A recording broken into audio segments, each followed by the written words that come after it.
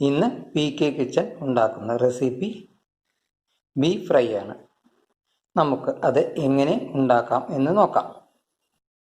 ഇന്ന് PK kitchen ഒരുക്കിയിരിക്കുന്ന recipe beef fry ആണ്. അതിന് 1/2 കിലോ ബീഫാണ് എടുത്തിട്ടുള്ളത്. എല്ലില്ലാത്ത ബീഫാണ് എടുത്തിട്ടുള്ളത്. അത് നന്നായി കഴുകി വൃത്തിയാക്കി ചെറു കഷ്ണങ്ങളാക്കി വെച്ചിട്ടുണ്ട്. ഇനി അതിലേക്ക് ചേർക്കാനുള്ള മസാലകൾ ചേർത്ത് നമുക്ക് ആദ്യം എല്ലാം നന്നായിട്ട് തിരുമ്പി പിടിപ്പിച്ച് പുരട്ടി വെക്കണം. മല്ലിപ്പൊടി 2 സ്പൂൺ, മല്ലിപ്പൊടി 2 സ്പൂൺ. ഇനി മുളക് പൊടി 1 സ്പൂൺ. ആവശ്യത്തിന് എരിവിനനുസരിച്ചിട്ട് മുളക് പൊടി നമുക്ക് ചേർക്കാം. മഞ്ഞപ്പൊടി 1/4 സ്പൂൺ. ഇഞ്ചിയുടെ പേസ്റ്റ് നമ്മൾ 1 സ്പൂൺ എടുത്തിട്ടുണ്ട്. ഇഞ്ചി പേസ്റ്റ്. വെളുത്തുള്ളി പേസ്റ്റ് അതും 1 സ്പൂൺ എടുത്തിട്ടുണ്ട്. ഇനി നമ്മൾ അതിലേക്ക് ചിക്കൻ മസാലപ്പൊടി,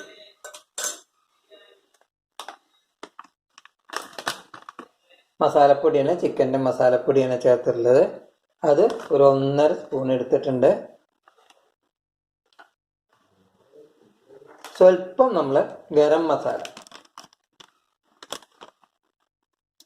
1/2 ടേബിൾ സ്പൂൺ ഗരം മസാല. കുരുമുളക് പൊടി 1/4 ടീസ്പൂൺ കുരുമുളക് പൊടി. ഇനി നമ്മുടെ ഉപ്പ്, ആവശ്യത്തിന് ഉപ്പ് നമ്മൾ നോക്കിയിട്ട് ചേർക്കണം. ഇനി ഇതെല്ലാം നമ്മൾ നന്നായിട്ട് തിരുമ്പി പിടിപ്പിച്ച്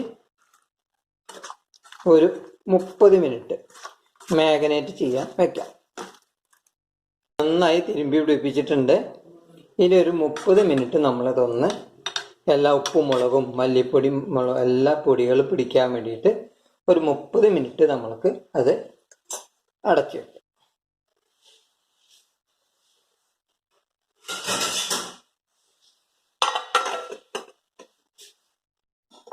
ഇനി നമുക്ക് ബീഫ് ഫ്രൈ വേവിച്ചെടുക്കാം. കുക്കർ അടുപ്പത്ത് വെച്ചിട്ടുണ്ട്. കുക്കറിൽ നമ്മൾ വേവിച്ചെടുക്കാം. 30 മിനിറ്റ് ഇത് മാഗ്നേറ്റ് ചെയ്തിരിക്കുന്ന ബീഫാണത്. ബീഫിൽ ഓൾറെഡി വെള്ളം ഉണ്ടായിരിക്കുന്നതാണ്. എങ്കിൽ നമുക്ക് കുറച്ച് വെള്ളം ചേർക്കാം. കുറച്ച് വെള്ളം അതിനകത്ത് 1 ഗ്ലാസ് വെള്ളം ചേർത്തിട്ടുണ്ട്. ഇനി അത് പിന്നെ 4 വിസിൽ വെവുന്നവരെ 4 വിസിലെങ്കിലും കിട്ടത്തക്ക രൂപത്തിൽ നന്നായിട്ട് വേവിച്ചെടുക്കണം. എന്നാൽ പൊടിയാനും പാടില്ല. പൊടിയാത്ത രൂപത്തിൽ വേവിച്ചെടുക്കണം. പിന്നെ ആ വെള്ളം എല്ലാം ഗ്രേവി അഥവാ വെള്ളം ഉണ്ടെങ്കിൽ ആ വെള്ളം എല്ലാം നമ്മൾ വറ്റിച്ചെടുക്കണം. അതുകൊണ്ട് കൂടുതൽ വെള്ളം ഒഴിക്കരുത്. ഇനി അത് വേവിച്ചെടുക്കാം.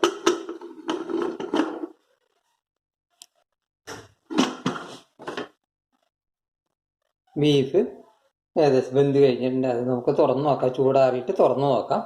അപ്പോഴേക്കും നമുക്ക് സവാളയും മറ്റ് സാധനങ്ങളും ഒന്ന് മൂപ്പിച്ചെടുക്കാം. വെളിച്ചെണ്ണയിലാണ് നമ്മളത് ചെയ്യുന്നത്. വെളിച്ചെണ്ണ ചെയ്താലാണ് അതിന് ടേസ്റ്റ് ഉണ്ടാവുള്ളൂ. അതുകൊണ്ട് നമുക്ക് പാൻ അടുപ്പത്ത് വെച്ച് കുറച്ച് വെളിച്ചെണ്ണ ഒഴിക്കാം. അത് ചൂടാവട്ടെ. പാൻ അടുപ്പത്ത് വെച്ചു. പാൻ അടുപ്പത്ത് വെച്ചായിരിക്കും നമ്മൾ വെളിച്ചെണ്ണ ഒഴിച്ചിട്ടുണ്ട്. വെളിച്ചെണ്ണയിലേക്ക് നമ്മൾ അരിഞ്ഞു വെച്ച ഇഞ്ചിയും വെളുത്തുള്ളിയും ഇട്ടിട്ടുണ്ട്. ഇത് മൂത്ത് വരട്ടെ.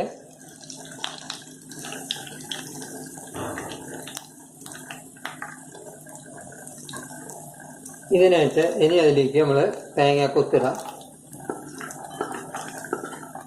തേങ്ങാക്കൊത്തൊരു ചുവപ്പ് കളറാവുന്നവരെ ഒന്ന് മൂത്ത് വരട്ടെ. ഈ ഫ്രൈയിൽ നല്ലോണം തേങ്ങാക്കൊത്ത് ഇട്ട് കഴിഞ്ഞാൽ നല്ല ടേസ്റ്റാണ്.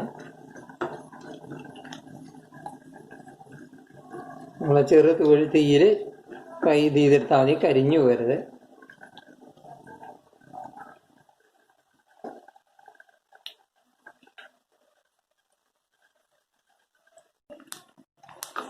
തേങ്ങ ചോക്കന് മൂത്ത്. ഇനി അതിലേക്ക് നമുക്ക് സവോള ചേർക്കാം.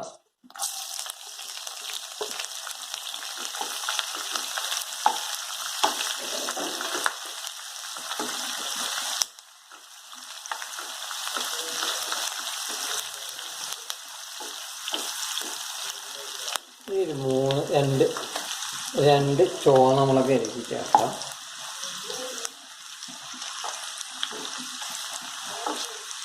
രണ്ട് പച്ചമുളകും ചേർക്കാം.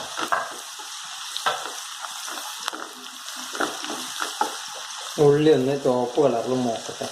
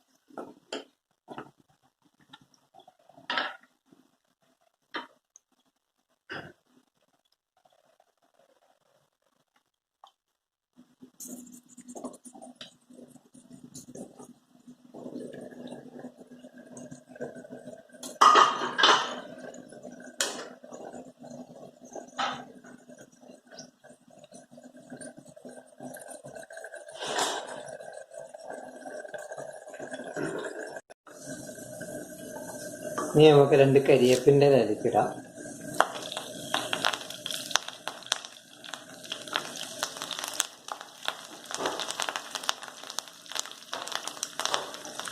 ഇനി ഇത് നമുക്ക് മാറ്റി വയ്ക്കാം.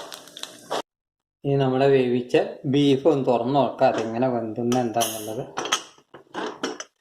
വെള്ളമെല്ലാം കറക്റ്റായിട്ട് വറ്റിയിട്ടുണ്ട്. ആവശ്യത്തിനനുസരിച്ച് വളരെ കുറച്ച് ഗ്രേവിയേ ഉള്ളൂ. വെന്തോ നോക്കട്ടെ ആദ്യം.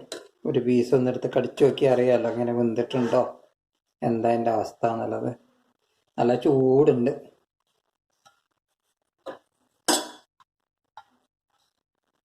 ബീഫ് വെന്തിട്ടുണ്ട്. ഇനി നമുക്കത് ഉപ്പും എല്ലാം കറക്റ്റായിട്ടുണ്ട്. ഇനി ഇതിനെ നമുക്ക് നേരത്തെ ഫ്രൈ ചെയ്തതിൽ ബാക്കി വന്ന എണ്ണയിലേക്ക് ഇടാം.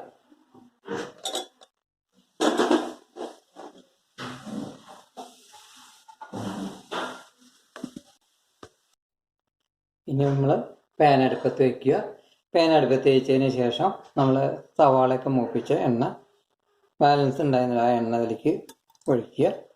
ഇനി നമ്മുടെ കുറച്ച് ഗ്രേവിയോടുകൂടി ഇരിക്കുന്ന ബീഫിനെ നമുക്കൊന്ന് ഫ്രൈ ചെയ്തെടുക്കാം.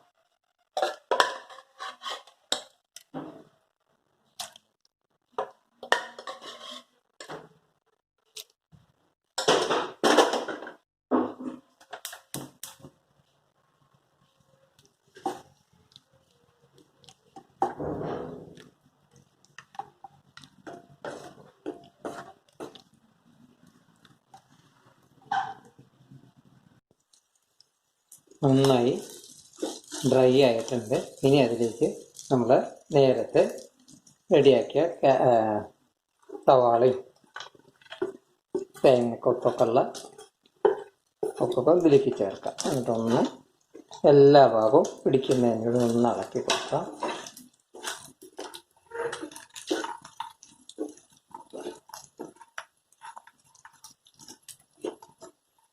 ഇനി നമുക്കതിലേക്ക് സ്വല്പം ജീരകം ചേർക്കാം. കുറച്ച് ജീരകം ഇതിൽ ചേർക്കാം, ഒരു മണത്തിന് വേണ്ടിയിട്ട്. അപ്പോൾ അതിനൊരു പ്രത്യേക മണം പൊങ്ങി വരും, നല്ല സ്വാദും ഉണ്ടായിരിക്കും. ആ ജീരകത്തിൻ്റെ മണം അങ്ങനെ മുന്നിലേക്ക് വരും.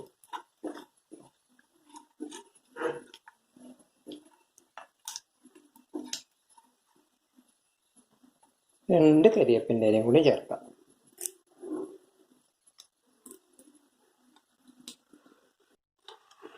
ഫ്രൈ റെഡി ആയിട്ടുണ്ട്. ഉപ്പെല്ലാം പാകത്തിനുണ്ടാവുകൊണ്ട് ഉപ്പെല്ലാം നോക്കിയിട്ട് ചേർക്കാം. ചിലപ്പോൾ ഉപ്പ് കമ്മി ഉണ്ടായിരിക്കും, അപ്പം നിങ്ങൾ അതിനനുസരിച്ച് ഉപ്പ് ചേർക്കണം. ഇത് ഉപ്പെല്ലാം കറക്റ്റാണ്, അതുകൊണ്ട് ആണ് പിന്നീട് അഡീഷണൽ ഉപ്പൊന്ന് ഞാൻ നേരത്തെ നോക്കി. ഉപ്പൊക്കെ പാകമാണ്, വെന്തിട്ടുണ്ട്. ബീഫ് ഫ്രൈ റെഡി ആയിട്ടുണ്ട്. ഇനി നിങ്ങളതെല്ലാവരും വീട്ടിലൊന്ന് ഉണ്ടാക്കി നോക്കുക. വളരെ ടേസ്റ്റി ഉള്ളൊരു ബീഫ് ഫ്രൈ ആണത്. വീട്ടിൽ എളുപ്പത്തിൽ ഉണ്ടാക്കി എടുക്കാവുന്നതാണ്. എല്ലാവരും അതുണ്ടാക്കി നോക്കണം. സബ്സ്ക്രൈബ് ചെയ്യണം, ഷെയർ ചെയ്യണം, ഓൾ ബട്ടൺ അമർത്താനും മറക്കരുത്. ബീഫ് ഫ്രൈ റെഡി ആയിട്ടുണ്ട്.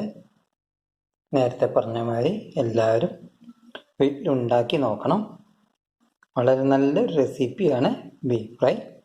ഏവർക്കും ഉണ്ടാക്കി നോക്കാവുന്നതാണ്.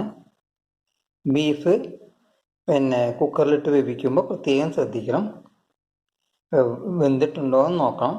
ആ വേവ് നോക്കിയിട്ട് വേണം അതിന് വിസിൽ കൊടുക്കാനും മറ്റും. നന്നായിട്ട് ചെറിയ പീസുകളാക്കി അരിഞ്ഞെടുക്കുകയാണെങ്കിൽ നന്നായിട്ട് വെന്ത് കിട്ടാനും മറ്റും സൗകര്യമുണ്ട്. അതിൻ്റെ കൂട്ടെല്ലാം നിങ്ങൾക്ക് മനസ്സിലായിട്ടുണ്ടാവുമെന്ന് കരുതുന്നു. നാരങ്ങയിൽ വെക്കാൻ പറ്റും. നാരങ്ങ അതിൽ പിഴിഞ്ഞ് ചേർക്കുക, നല്ല ടേസ്റ്റി ആയിരിക്കും. ഏവരും ഉണ്ടാക്കി നോക്കണം. എന്നിട്ട് കമൻ്റ് ഇടണം, സബ്സ്ക്രൈബ് ചെയ്യണം. കമൻറ്റ് ബോക്സിൽ കമൻ്റ് ഇട്ടാലാണ് നമുക്കത് നിങ്ങളെ കാര്യങ്ങൾ മനസ്സിലാക്കാൻ പറ്റുകയുള്ളൂ. ഓൾ ബട്ടൺ അമർത്താനും മറക്കരുത്. വീണ്ടും ഒരു നല്ല റെസിപ്പിയുമായി വരുന്നവരെ നന്ദി.